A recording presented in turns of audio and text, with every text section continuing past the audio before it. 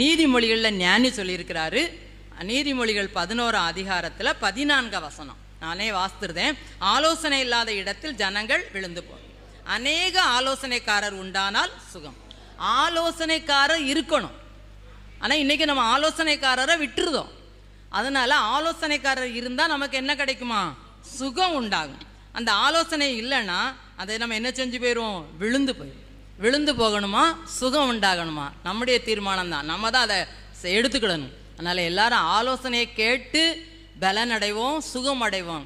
ஆலோசனை இழந்தால் நம்ம என்ன செஞ்சிருவோம்? விழுந்து போயிடும்னு சொல்லி ஞானி நமக்கு ஆலோசனையாக என்ன செஞ்சுருக்கிறாரு? எழுதி கொடுத்துருக்கிறாரு. அப்போ நம்முடைய வாழ்க்கையில் ஆண்டவர்கிட்ட நம்ம கேட்குற வார்த்தைகளை, ஆவியானவர் தருகிற ஆலோசனையை அப்படியே கீழ்ப்படிந்து ஆசீர்வாதத்தை என்ன செய்வோம்? பலனை பெறும். ஆலோசனையும் பலனும் அருளக்கூடிய அபிஷேகம். அல்லேலூயா.